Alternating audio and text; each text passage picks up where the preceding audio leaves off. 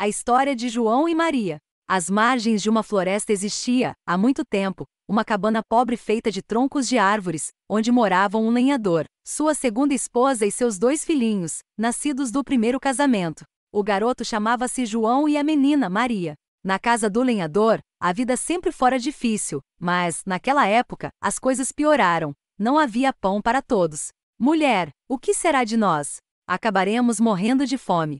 E as crianças serão as primeiras. Há uma solução. Disse a madrasta, que era muito malvada: amanhã daremos a João e Maria um pedaço de pão, depois os levaremos à mata e lá os abandonaremos. O lenhador não queria nem ouvir um plano tão cruel, mas a mulher, esperta e insistente, conseguiu convencê-lo. No aposento ao lado, as 2 crianças tinham escutado tudo, e Maria desatou a chorar. E agora, João? Sozinhos na mata, vamos nos perder e morrer. Não chore, tranquilizou o irmão.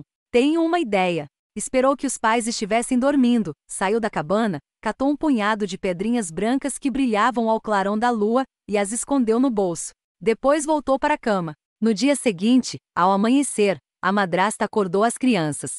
Vamos cortar lenha na mata. Este pão é para vocês. Partiram os 4. O lenhador e a mulher na frente, as crianças atrás. A cada 10 passos, João deixava cair no chão uma pedrinha branca, sem que ninguém percebesse. Quando chegaram bem no meio da mata, a madrasta disse: João e Maria, descansem enquanto nós vamos rachar lenha para a lareira. Mais tarde passaremos para pegar vocês. Os 2 irmãos, após longa espera, comeram o pão, e cansados e fracos, adormeceram. Acordaram à noite, e nem sinal dos pais. Estamos perdidos. Nunca mais encontraremos o caminho de casa. Soluçou Maria. Quando a lua aparecer no céu acharemos o caminho de casa, consolou ao irmão. Quando a lua apareceu, as pedrinhas que João tinha deixado cair pelo atalho começaram a brilhar, e seguindo-as, os irmãos conseguiram voltar à cabana.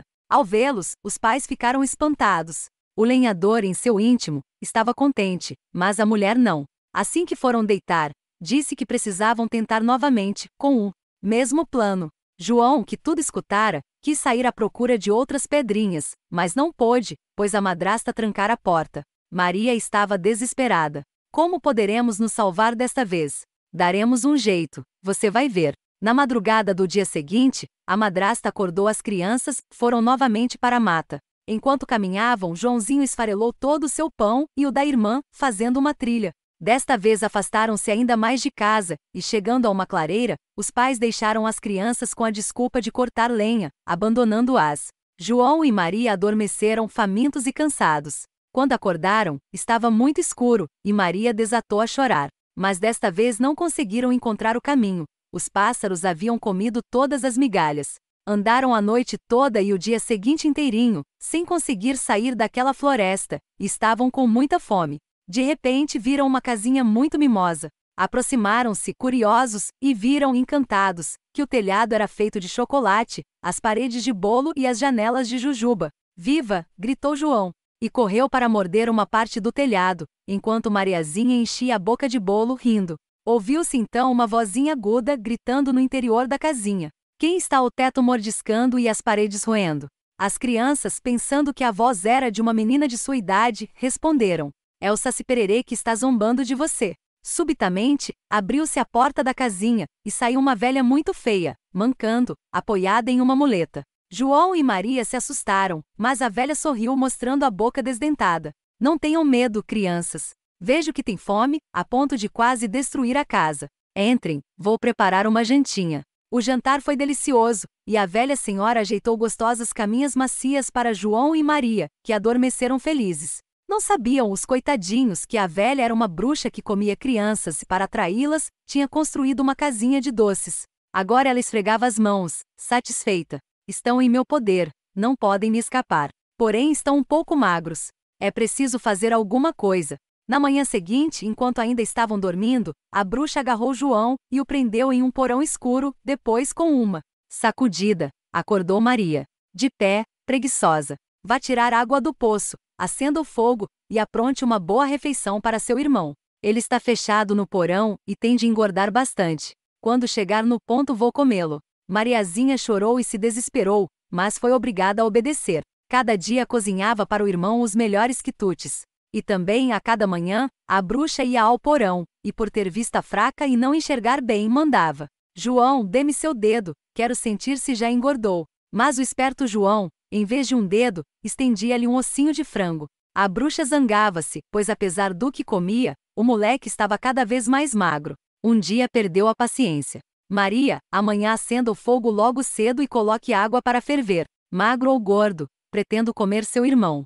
Venho esperando isso há muito tempo. A menina chorou, suplicou, implorou, em vão. A bruxa se aborrecera de tanto esperar. Na manhã seguinte, Maria tratou de colocar no fogo o caldeirão cheio de água, enquanto a bruxa estava ocupada em acender o forno para assar o pão. Na verdade, ela queria assar a pobre Mariazinha, e do João faria cozido. Quando o forno estava bem quente, a bruxa disse à menina: entre ali e veja se a temperatura está boa para assar pão. Mas Maria, que desconfiava sempre da bruxa, não caiu na armadilha. Como se entra no forno? Perguntou ingenuamente. Você é mesmo uma boba. Olhe para mim. E enfiou a cabeça dentro do forno. Maria empurrou a bruxa para dentro do forno e fechou a portinhola com a corrente. A malvada queimou até o último osso. A menina correu para o porão e libertou o irmão. Abraçaram-se, chorando lágrimas de alegria. Depois, nada mais tendo a temer, exploraram a casa da bruxa.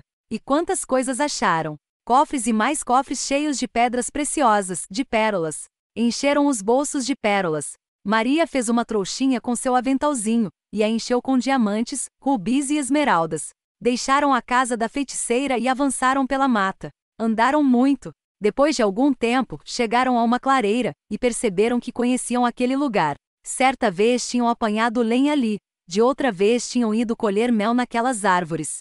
Finalmente avistaram a cabana de seu pai. Começaram a correr naquela direção, escancararam a porta e caíram nos braços do lenhador que, assustado, não sabia se ria ou chorava. Quantos remorsos o tinham atormentado desde que abandonara os filhos na mata. Quantos sonhos horríveis tinham perturbado suas noites. Cada porção de pão que comia ficava atravessada na garganta. Única sorte, a madrasta ruim, que o obrigara a livrar-se dos filhos, já tinha morrido. João esvaziou os bolsos, retirando as pérolas que havia guardado. Maria desamarrou o aventalzinho e deixou cair ao chão a chuva de pedras preciosas. Agora, já não precisariam temer nem miséria nem carestia. E assim, desde aquele dia o lenhador e seus filhos viveram na fartura, sem mais nenhuma preocupação.